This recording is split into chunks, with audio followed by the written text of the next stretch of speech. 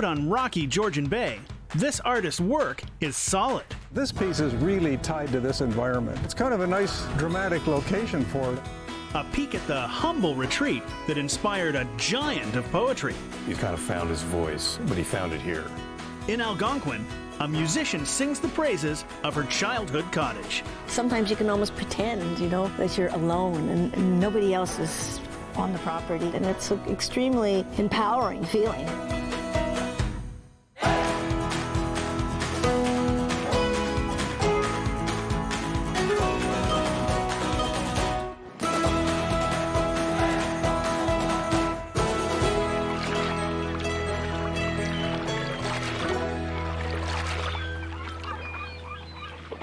I'm Robert, and this is my retreat.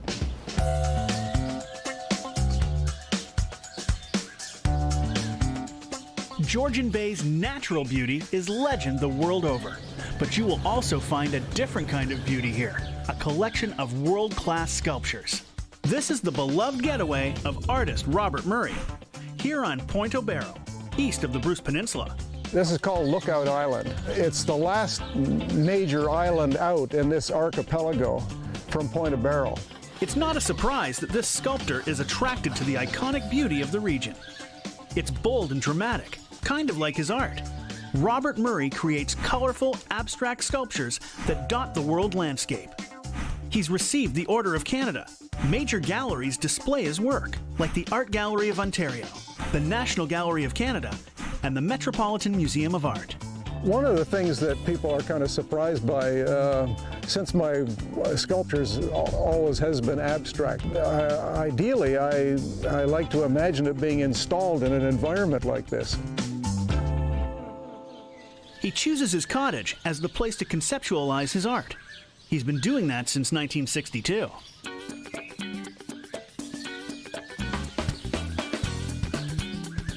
I often photograph the models right around here on these rocks, and I like the contrast, these very organic looking forms of the rocks and how rugged and exposed they are. I like this environment. I mean, I'm passionate about this environment, so it's been wonderful to have opportunities up here to build good-sized pieces for a number of people. Clearly, he means what he says. Why else would he make the epic journey here each year, all the way from Pennsylvania? It's a 14-hour drive, and it was 5.7 hours flying time in the plane, so I prefer the latter. I think this is the ideal place to have an airplane, and I use it almost every day. It's flyable up here. I'm not into windsurfing or any of that stuff. When I want to get out and see the country, I jump in the airplane. Robert teaches visual arts in New York, but it's here at his retreat where he draws true inspiration. I think that's an interesting thing. This one piece will make 52 layers. Watch on mobile devices or the big screen, all for free.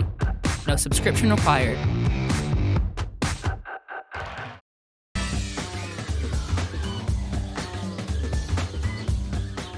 To see his work, the locals need only sail by. But what do they make of it? God knows. Occasionally, people will be quite complimentary. Most of the time, they're just kind of puzzled. The piece that I built that sort of commemorates the original barrel, how Pointe Au Barrel got its name. What the early fishermen did, when there was no lighthouse and no range light, is that they took a barrel and they took one or two staves out of one side of it, and the first guy ashore lit a lantern and put it inside there. I don't know that most people will recognize it, but I mean, it's a cylinder and a partial cylinder and a cedar tripod, the piece, but anyway, that's what its origins were.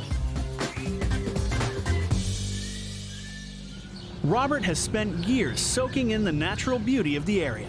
He then pays it forward in the form of his sculpture. As for the cottage itself, for someone this creative, no ordinary log cabin would do.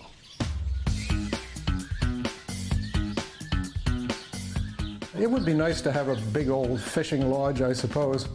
But what I like about these things is that they're kind of high-tech and not that hard to put up. It's aluminum, marine aluminum, and it's like an assembly kit, just a million bolts that hold it all together.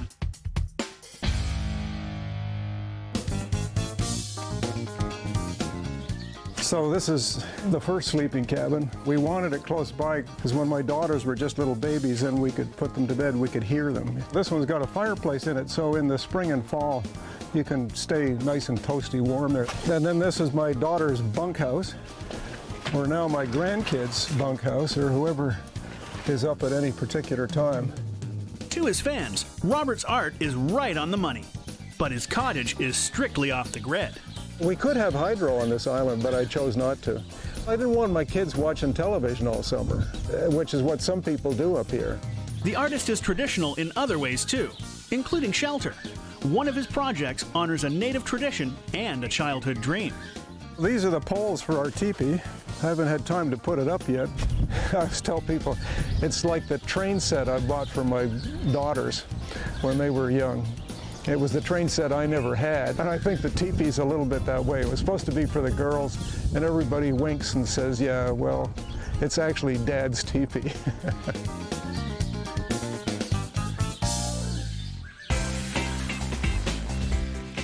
You're now in my studio.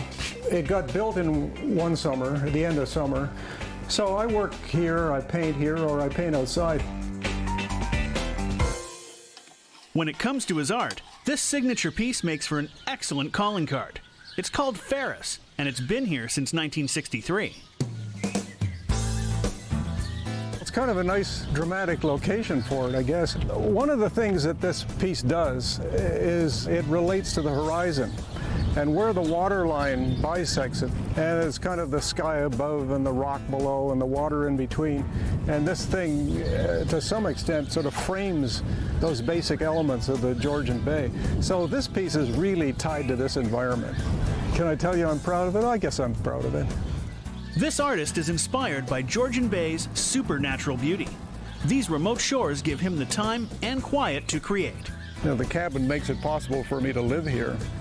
The sculpture came about because I live here.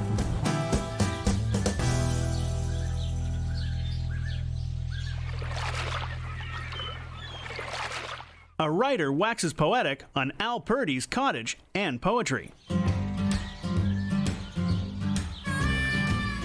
By the late 50s and early 60s, that's when he was doing work that's recognizably Al's work. And from that point on, it doesn't really change that much. He's kind of found his voice, but he found it here. Hello, I'm Urith, and this is my retreat.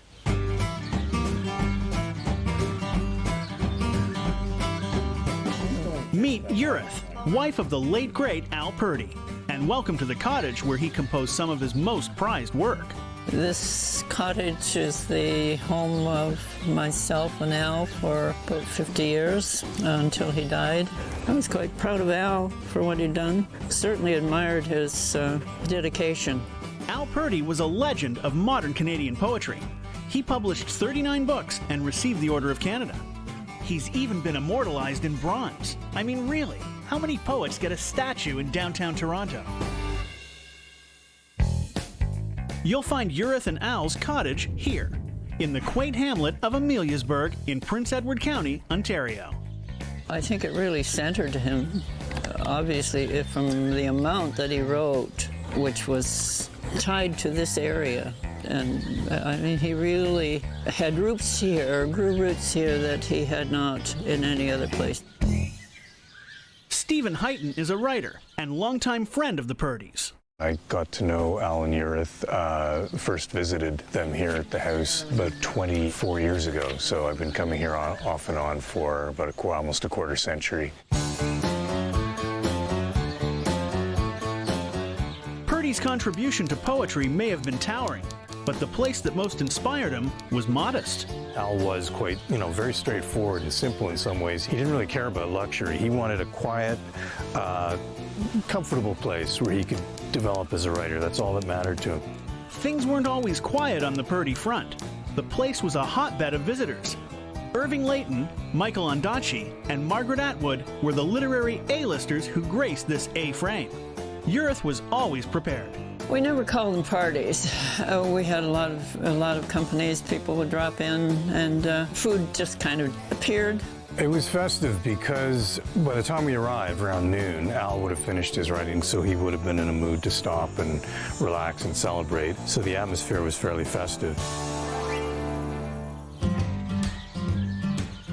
I really like coming here. I think staying in a single place for a long time, especially a place that was isolated in some ways, where you could work in an undistracted way, that could really help you develop as a poet. By the late 50s and early 60s, that's when he was doing work that's recognizably Al's work. And from that point on, it doesn't really change that much. He's kind of found his voice, but he found it here. This is the sitting room.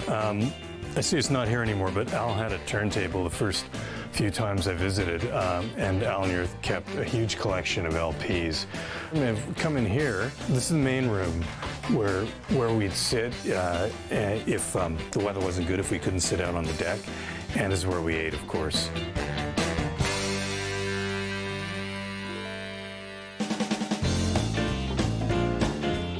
The kitchen was probably built about a year after we built this.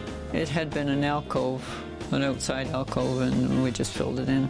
We didn't have money to pay for it. It had to be in 2 or 3 different installments. $800 in 1957 was quite a bit of money. It's certainly not a grand building, more like a homestead building. Part of this modest homestead is a special place where Al changed the face of Canadian poetry.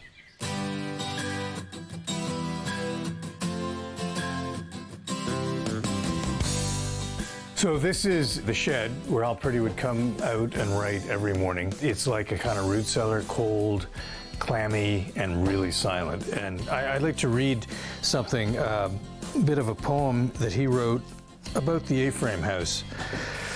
It is called Interruption. When the new house was built, callers came. Black squirrels on the roof every morning between sleep and wakefulness. Dead robins in the roof overhang, and the mice are terrified. We have set traps and must always remember to avoid them ourselves. Purdy wrote those words a half-century ago, inspired by his surroundings. Now, these surroundings will inspire generations of writers to come. This building has been donated as a place for up-and-coming writers to use to create their prose.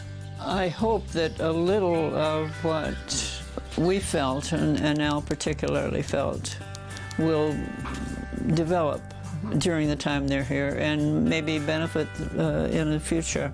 One of the reasons he would be thrilled to know that the A-frame is still alive is because he'd see that the place where he wrote and the house where he lived with Urith are now part of Canada's cultural history. And I think he would say, thanks for being here, and come back again.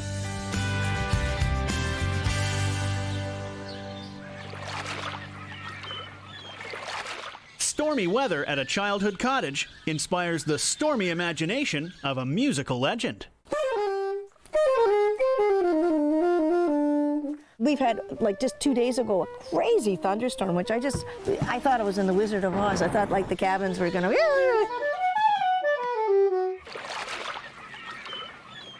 Hi, I'm Jane, and this is my retreat. Oh, mosquitoes.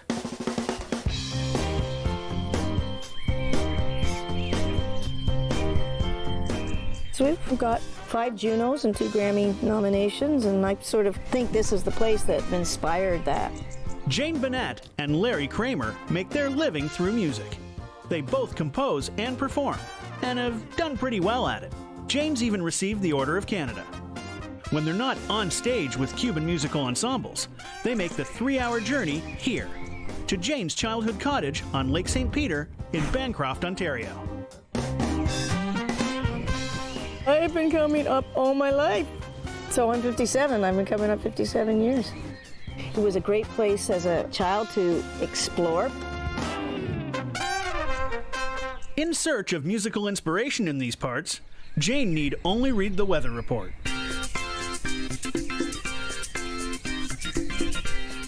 Changes in general inspire. You know, when good things happen, when bad things happen. It's very similar to the weather. This area seems very dramatic. In the daytime, I mean, you can have like 4 or 5 different weather conditions in a day here. Like we've had, like just 2 days ago, a crazy thunderstorm. The whole lake was crazy. And then right after it, boom, the sun came out and it was like hot. Like so hot. And I think it does remind me of Cuba, because the same thing happens in Cuba.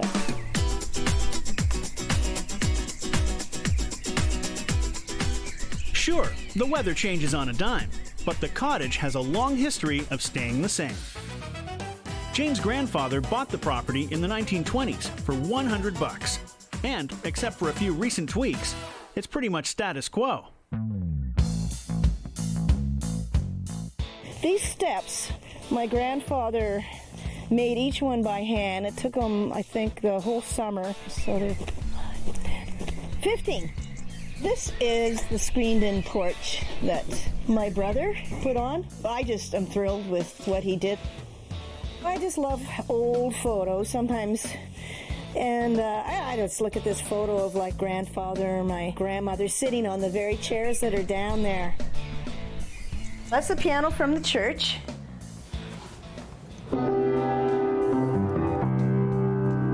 It's we do some composing and have some jam sessions there. The kitchen. I can't stand it. I don't know how my grandfather actually worked at this table, because he was a very, very tall man.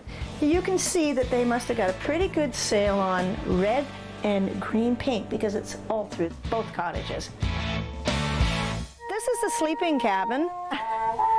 We used to have a wall in here. Larry's warming up. Excuse us. Yeah. So anyway. Oh, we've been invaded. Oh, sorry. Not a problem. This is where we sort of hide out when we have guests, which we have all the time. And when we're working on an album, which we are doing now, we do a lot of writing up here. And nobody really knows we're here. And if you look at the other side of the lake, you can't even see that we're here. No. So it's kind of... You can hear us, though.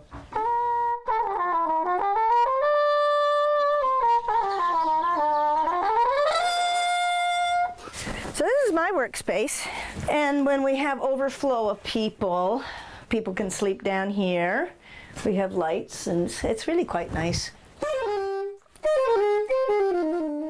Here we can, sometimes you can almost pretend, you know, that you're alone and nobody else is on the property, and it feels like that, and it's an extremely empowering feeling.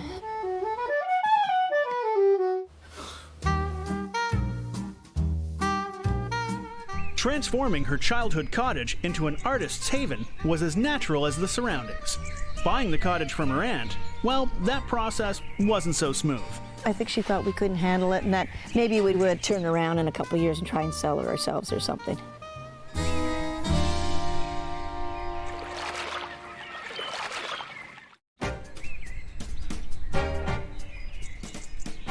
This is the cottage of jazz musicians Jane Bennett and Larry Kramer. It's here in the Algonquin Highlands that Jane has found her blissful and quiet place to write. When we come off of a tour or a busy travel schedule, the first 2 days is like just sleep and eat and take it easy and maybe go out in the kayak and go for a paddle. You know, there's not a lot of distractions. There's no phone, number one. And you get just focused, you know, just because your head's clearer. And when I'm here, I will go down to the gazebo, and sometimes I'll just be playing my horn, and I'll be down there maybe an hour, and I'll come up with like 1 bar or 2 bars of music, jump in the lake, go for a swim, come back, maybe write a couple more bars if I'm lucky. Not a bad way to create music, but this little piece of paradise for Jane almost slipped out of her hands. The summer of 1996 changed everything. When I came back from Paris for a family visit, I wanted to come up that summer to see the cottage, and there was a for sale sign on it, and I was like devastated. I couldn't believe that it was going to go up for sale. From that point on, Larry and I fixated on buying the cottage. Jane's aunt bought the cottage from her grandfather and put it on the market. But the idea of Jane as a buyer didn't sit well. I think she thought we couldn't handle it and that maybe we would turn around in a couple of years and try and sell it ourselves or something. Some 2 years later, Jane's grandfather died.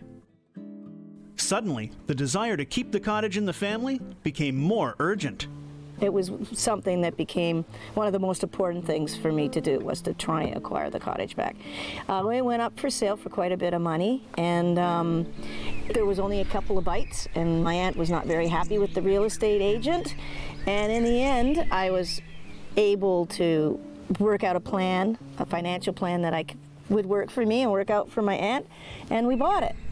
5 albums later, this cottage continues to be a gift to the world of music, including a piece for a special young girl. She's our good friend's daughter, and I actually wrote a piece for her on one of our last CDs, Embracing Voices, called Serafina, which is her name. Serafina, so you want to do this piece of mine? Okay.